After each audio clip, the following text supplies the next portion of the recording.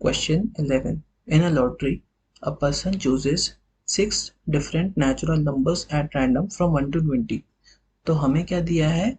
Natural numbers 1 to 20. इसमें से person क्या चूज करता है? 6 रैंडम नंबर्स. ठीक है, 6 random numbers chosen. And if these 6 numbers match with the 6 numbers already fixed by the lottery committee, तो लॉटरी कमेटी ने क्या कर रखा है? ऑलरेडी 6 नंबर सेलेक्ट कर रखे हैं, नंबर 1 से नंबर 6 तक इन्होंने सेलेक्ट कर रखे हैं. ठीक है, if these 6 numbers match with the 6 numbers already fixed by the lottery committee, he wins the prize. What is the probability of winning the prize in the game? Hint क्या दे दिया? Order of numbers is not important. इसका मतलब वो किसी भी sequence में इन numbers को निकाल सकता है. पहले नंबर 4 निकाले, फिर नंबर 6 निकाले, फिर नंबर 5, नंबर 3, नंबर 2, नंबर 1, ऐसे करके निकाल ले. सीक्वेंस मैटर नहीं करता. तो यहाँ पे सेलेक्ट करते समय सीक्वेंस मैटर नहीं करता, तो इधर हम कॉम्बिनेशन यूज कर सकते हैं. यहाँ पे हमें 20 में से 6 नंबर सेलेक्ट करने हैं. Out of 20 numbers, 6 can be selected in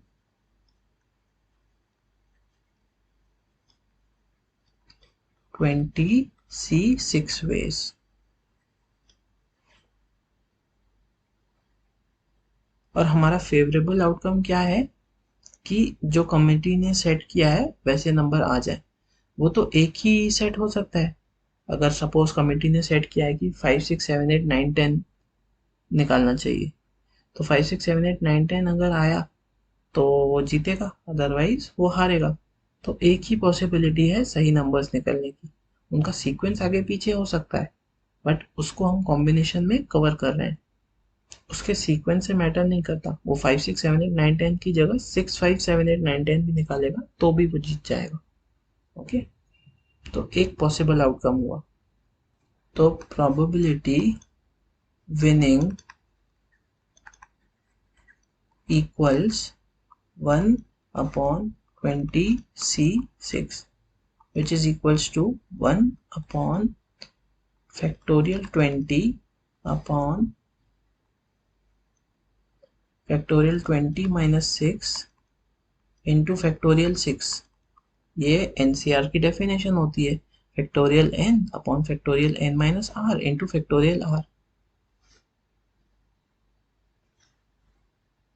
1/20 factorial को हम ऐसे लिख सकते हैं 20 into 19 into 18 17 16 15 14 फैक्टोरियल. 14 फैक्टोरियल अलग से क्यों लिखा?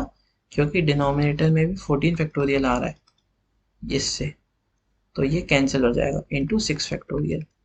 तो ये 14 फैक्टोरियल कैंसिल हो गया,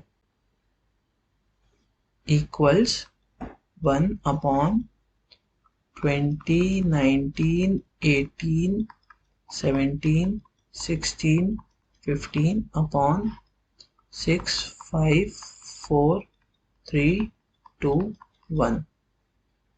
3 1s 3 5s 15, 5 5 कैंसिल हो गया, 6 1s 6 3s 18, 4 1s 4 5s 20, 2 1s 2 8s 16. तो आंसर होगा 1/5 into 19 into 3 into 17 into 8. इन सबको मल्टीप्लाई करेंगे तो आंसर आएगा 1/38760, जो कि हमारा आंसर होगा. 12th question, check whether the following probabilities PA and PB are consistently defined. ठीक है, first part, PA equals 0.5, PB equals 0.7, PA intersection B जो है वो 0.6 आ रहा है. अगर डायग्राम से देखें तो PA क्या है? 0.5, और पी बी क्या है 0.7 और पी ए इंटरसेक्शन बी क्या बोल रहा है 0.6। ऐसा नहीं हो सकता क्योंकि पी ए जो है वो पूरा 0.5 है, तो इतना सा पोर्शन 0.6 कैसे हो सकता है ना। इसको हम लिखें तो ऐसा होगा P A and P B should be greater than और equal to P A intersection B, क्योंकि जो इंटरसेक्शन वाला पार्ट है वो या तो दोनों के बराबर होगा, अगर पी ए ये ए है और बी भी इसको ओवरलैप कर रहा है, तो पी ए इंटरसेक्शन बी जो होगा वो पी ए और पी बी के बराबर होगा। ठीक है, तो इसलिए हम कह रहे हैं कि या तो वो इक्वल हो या तो वो less than P A and less than P B हो। सेकेंड पार्ट, पी ए क्या है 0.5 और पी बी क्या है 0.4 और पी ए यूनियन बी क्या है 0.8। इसको डायग्राम से समझ लेते हैं। ये हो गया ए, पी ए है 0.5, ये हो गया बी, पी बी है 0.4। तो दोनों का यूनियन करेंगे तो हमेशा हमें ऐसी वैल्यू मिलेगी जो या तो दोनों का सम हो या उससे कम हो, अगर दोनों डिसजॉइंट सेट्स हैं। ओके, तो इस केस में दोनों का सम के बराबर यूनियन आ जाएगा। अगर दोनों जुड़े हुए हैं तो ये जो इंटरसेक्शन वाला पार्ट है ये दो बार काउंट हो जाएगा, एक बार 0.5 में भी, एक बार 0.4 में भी। तो या तो 0.9 आना चाहिए आंसर या उससे कम आना चाहिए। ठीक है, तो जो यूनियन है या तो वो दोनों के सम के बराबर होगा या तो छोटा होगा। तो हम कैसे लिख सकते हैं, P A union B should be less than और equals to sum of P A and P B. और इस केस में ये वैलिड है क्योंकि यहाँ पे क्या आ रहा है, ए यूनियन बी आ रहा है 0.8, पी ए है 0.5 और पी बी है 0.4। तो दोनों का सम करेंगे तो होगा 0.9। 0.9 से छोटा है 0.8, हम कहेंगे दिस इज कंसिस्टेंटली डिफाइंड।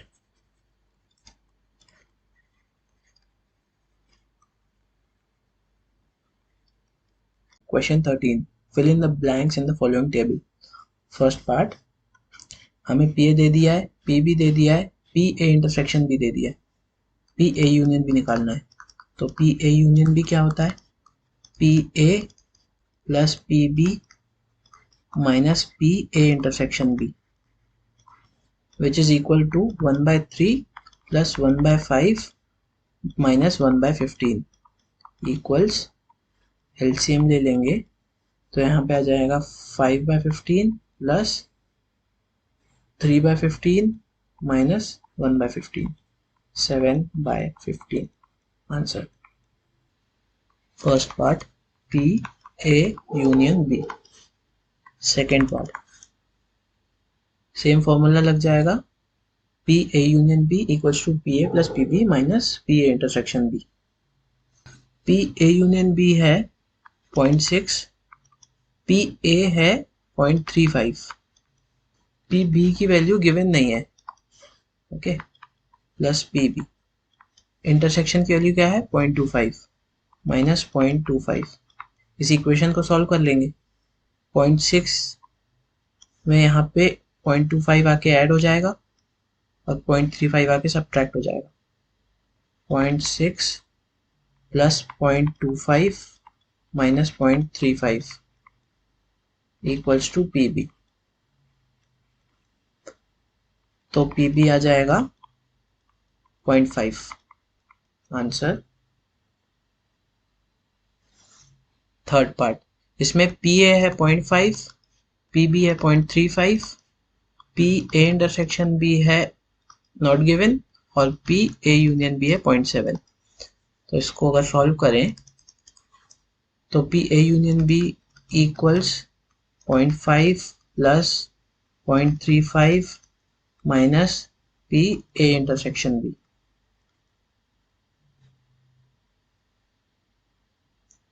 तो ये आ जाएगा P A union B equals, इसको लेफ्ट साइड भेज देंगे पी ए यूनियन बी को, तो ये पॉजिटिव हो जाएगा, इक्वल्स 0.85 इन दोनों का सम minus 0.7,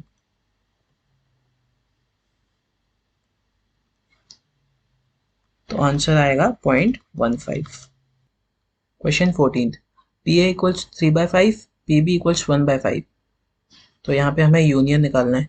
if A and B are mutually exclusive, mutually exclusive मतलब दोनों इंटरसेक्ट नहीं कर रहे, तो दोनों का इंटरसेक्शन क्या होगा, नल सेट। इसकी वैल्यू क्या हो जाएगी, 0। प्रोबेबिलिटी ऑफ नल सेट क्या हो जाएगा, 0। पी ए यूनियन बी हो जाएगा 3/5 plus 1/5 equals 4/5. Question 15. If E and F are events such that PE, PF and PE and F are these values, find P, E और F। मतलब union निकालना है, E union F। हमने ये formula पढ़ा है कि union equals to P A plus P B minus A intersection B होता है। तो पी ई यूनियन एफ क्या हो जाएगा, PE which is 1/4 plus PF which is 1/2 minus PE and F।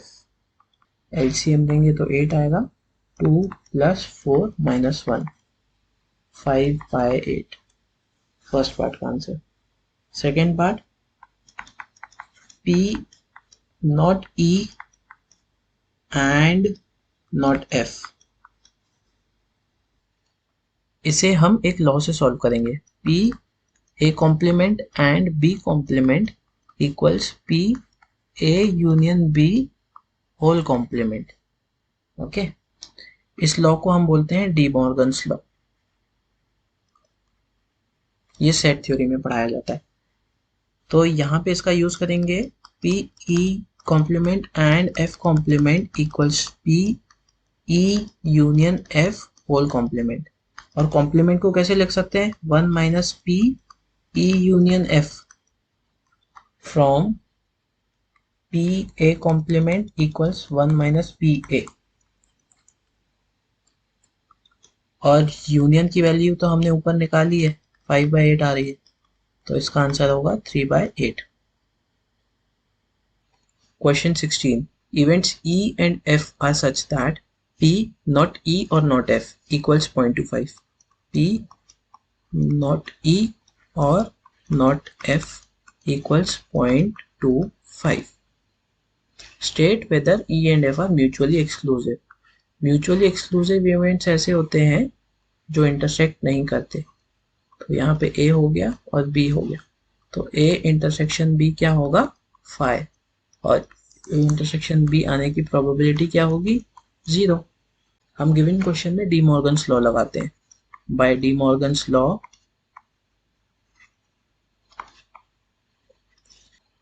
E complement union F complement हो जाएगा E intersection F का whole complement.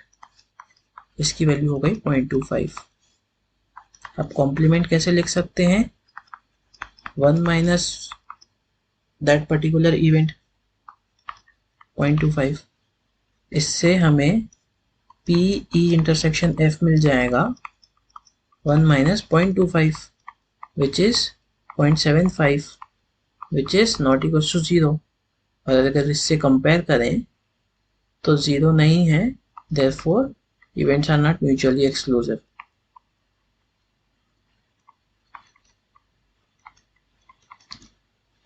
Question 17. A and B are events such that PA equals to 0.42, PB equals to 0.48 and PA and B equals to 0.16. Determine P not A। P not A मतलब PA complement। ये क्या हो जाएगा, 1 minus PA and PA की value क्या है, 0.42, तो ये आ जाएगा 0.58। Second part, P not B which is PB complement। ये हो जाएगा 1 minus P B which is equals to 1 minus 0.48, answer हो जाएगा 0.52।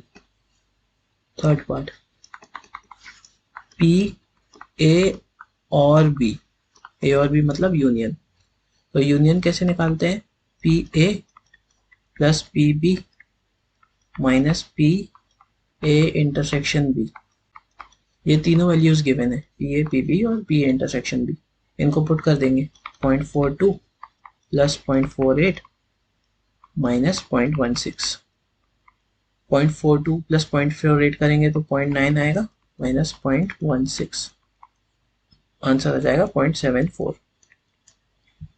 Question 18. In class 11th of a school, 40% of the students study mathematics and 30% study biology. Let A and B be the events that students study math and biology respectively. तो ए event किसको correspond कर रहा है, mathematics को, और B event correspond कर रहा है बायोलॉजी को। तो हमें दिया है पी ए इक्वल्स 40%, 40% को हम लिख सकते हैं 40/100 जो होगा 0.4। सिमिलरली पी बी इक्वल्स हो जाएगा 30% विच इज इक्वल्स टू 0.3। अब क्या बोल रहा है, 10% of the class study both mathematics and biology, probability A intersection B हो जाएगा 10%, क्योंकि मैथ्स भी पढ़ रहे हैं एंड बायोलॉजी भी पढ़ रहे हैं 10% स्टूडेंट्स, तो ये हो जाएगा 0.1।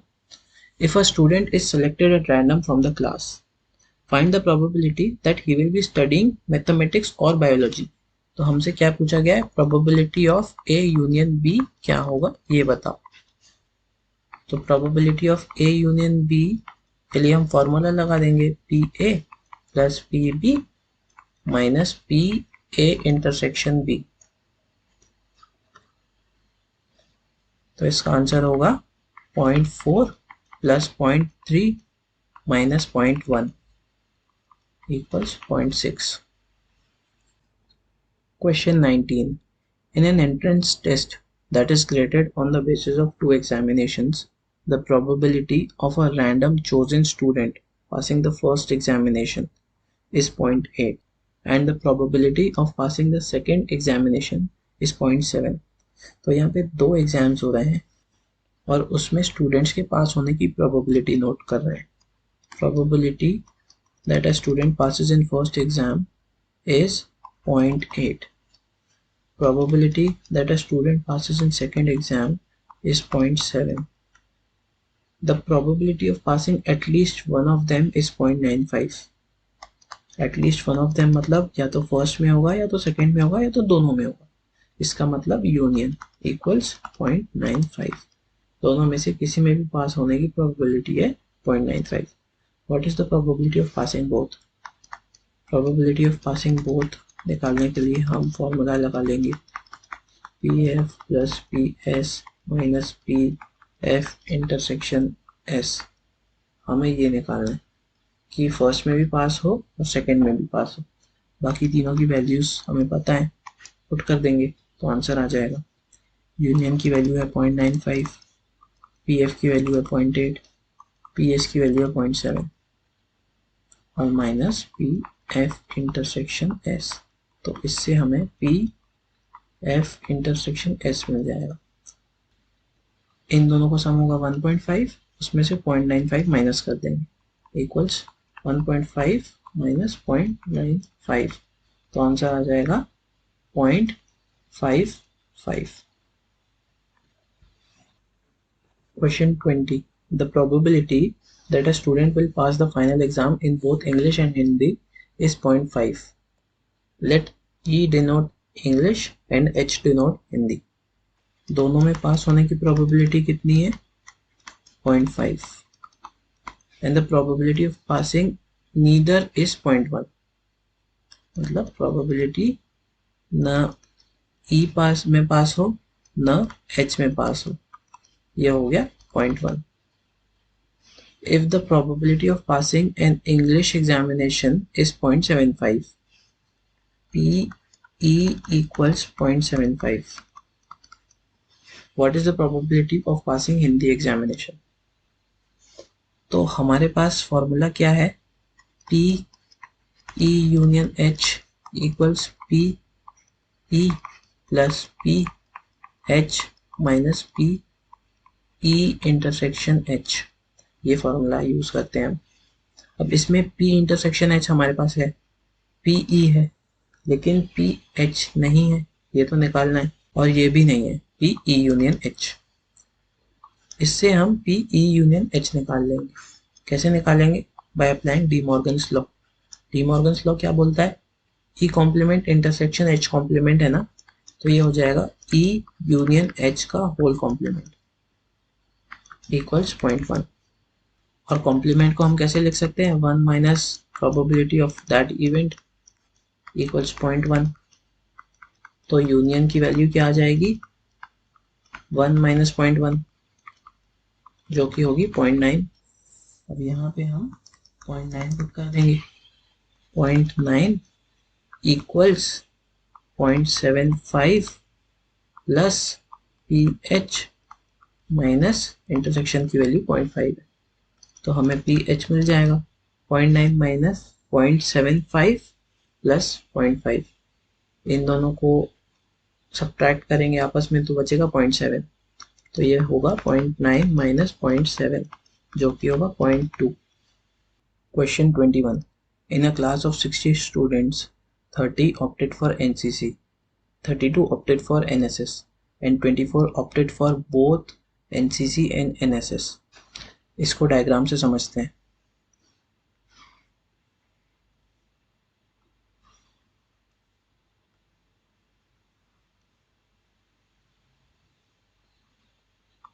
ये सर्कल एनसीसी के लिए, ये वाला सर्कल एनएसएस के लिए। 60 स्टूडेंट्स में से 30 opted for NCC and 32 opted for NSS. 24 opted for both NCC and NSS, मतलब 24 यहाँ बीच में आएगा। अगर 24 स्टूडेंट्स ने एनसीसी और एनएसएस दोनों के लिए ऑप्ट किया है, तो सिर्फ एनसीसी के लिए 6 स्टूडेंट्स ने ऑप्ट किया होगा, तभी इन दोनों का सम 30 होगा जाके। और सिर्फ एनएसएस वाले स्टूडेंट्स होंगे 8, तभी 24 प्लस 8 होके 32 होगा, और हमें total number of NSS students 32 चाहिए। If one of the students is selected at random, find the probability that the student opted for NCC or NSS। तो इसकी क्या प्रोबेबिलिटी होगी? NCC और NSS, मतलब या तो NCC में हो या तो NSS में हो। तो 6 + 24 + 8। First part, probability of NCC union NSS equals 6 + 24 + 8 divided by total students जो कि हैं 60। तो आंसर आ जाएगा 38/60 which is equals to 19/30। Second part, the student has opted neither NCC nor NSS. P neither NCC and nor NSS।